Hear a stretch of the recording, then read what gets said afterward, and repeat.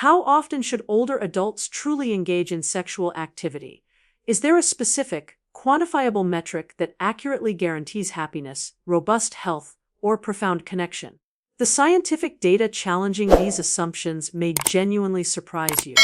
Please remain engaged until the conclusion of this discussion, as I will disclose a lesser-known clinical insight that holds the potential to fundamentally re-evaluate your perception of intimacy during this stage of life. I am Dr. Lily Stones, and I have dedicated over 30 years to the care of women like you, navigating the complexities of post-menopausal health and well-being. Too frequently, society dismisses the concept of an active sexual life in older adults, implicitly suggesting that intimacy is an experience to be outgrown, a chapter completed by a certain age. I assure you, intimacy does not possess a biological expiration date. In fact, clinical research consistently demonstrates that sexual activity later in life confers significant benefits across both the cognitive and somatic domains. Before we delve into the details, I kindly request your support for this channel. If you value these evidence-based discussions, please like this video, leave a comment to share your insights, and subscribe to ensure you receive future episodes. Together, we are cultivating a space where women can navigate aging with confidence, knowledge, and joy. Let us examine the clinical rationale for the continued relevance of intimacy as we age. You are likely familiar with the prevalent myths that you are too old for sex, or that it's not the same. The reality is vastly different. Sexual well-being in later years does not diminish health. In many ways, it actively enhances it. The physical and psychological benefits of intimacy, maintaining an active intimate life supports both physical and emotional health. Cardiovascular support physically, sexual activity functions analogously to low-intensity aerobic exercise. It transiently elevates heart rate, promotes circulation, and thus supports cardiovascular health. While not a replacement for formal exercise, it actively contributes to cardiac engagement and vascular fitness. Neurochemical release and mood elevation. According to the Mayo Clinic, sexual activity stimulates the release of key neurotransmitters and hormones, notably endorphins, the body's natural analgesics, and oxytocin, the bonding hormone.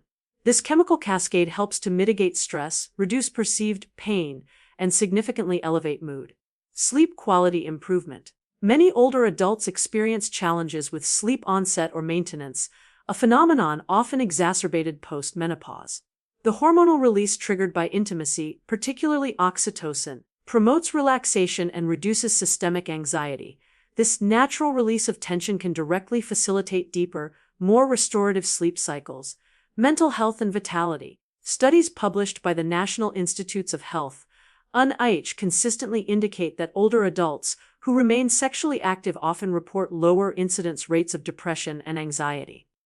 The act of feeling desired, connected, and emotionally vital restores a fundamental sense of self-worth and affirms personal relevance. Cognitive protection research suggests that sexual activity stimulates cortical areas associated with memory, learning, and executive function. Some observational studies even propose a potential protective effect against age-related cognitive decline, such as dementia. In this context, consider intimacy an active form of cerebral and psychological exercise. Emotional fulfillment and attachment. Beyond the neurochemistry, there is the undeniable emotional fulfillment. Physical closeness enhances the attachment bond between long-term partners, offering reassurance, stability, and mutual delight. This kind of intimacy nurtures a deep sense of belonging and being valued. Redefining sexual frequency, quality over numerical metrics. When addressing the clinical question of optimal sexual frequency for older individuals, the answer cannot be reduced to a simple numerical metric. It is fundamentally rooted in mutual satisfaction, emotional connection, and sustained well-being. Many individuals seek a definitive, quantifiable target, a formula of once a week or once a month. However, the clinical truth is that no single perfect number exists. Frequency is substantially less important than the subjective quality of the interaction. The joy derived from intimacy is not contingent upon meeting an external quota, but on the subjective feeling of closeness, desirability, and mutual understanding. That established, Research does provide some contextual perspective. A study published in the National Library of Medicine focusing on adults aged 65 and above found that participants engaging in sexual activity approximately once per week tended to report higher levels of happiness and overall life satisfaction, including stronger relationship quality. Crucially, the study also found that individuals who were intimate less frequently reported being equally happy and satisfied, provided their emotional connection and bond remained strong. For some couples, once a month may be completely fulfilling. For others, touch and closeness may occur more often, even if it does not always involve full sexual intercourse. As we age, intimacy frequently evolves. Many individuals describe a shift in focus from performance metrics to prioritizing emotional closeness and tenderness. This removal of performance pressure can actually deepen relationships and, for some, increase the intrinsic desire for more frequent closeness. Overcoming common barriers and establishing new norms, it is necessary to address the real barriers that can make intimacy challenging in later years. These obstacles are common, but they are frequently surmountable with targeted strategies. Physical limitations and chronic pain conditions such as arthritis, chronic pain, or mobility restrictions can affect comfort. Many couples successfully adapt by adjusting positions, e.g., side, lying positions, or utilizing pillows for musculoskeletal support. The objective is to maintain closeness while protecting vulnerable joints and muscles. Vaginal atrophy dryness. This is a natural post-menopausal change due to lower estrogen levels, leading to tissue thinning and dryness. Solutions are readily available. Over-the-counter lubricants and vaginal moisturizers can effectively restore comfort and elasticity. For persistent symptoms, prescription treatments, including localized hormone therapy, may be necessary. Do not hesitate to discuss this with your physician. It is a common, highly treatable issue. Emotional barriers and body image. Feelings of self-consciousness regarding an aging body or anxiety about performance can create emotional distance. The most powerful intervention is open and consistent communication. Sharing your feelings often reveals that your partner prioritizes the emotional connection far above any perceived physical imperfection. Life stressors and libido caregiving responsibilities, chronic stress, or feelings of isolation can diminish libido. If you are struggling with ongoing sadness or anxiety, professional support from a mental health provider can be profoundly beneficial. Tending to mental well-being is an essential prerequisite for intimate vitality. The emotional core and sustaining legacy, the emotional dimension of intimacy, becomes the most meaningful component for many older adults, an anchor of trust, connection, and shared understanding.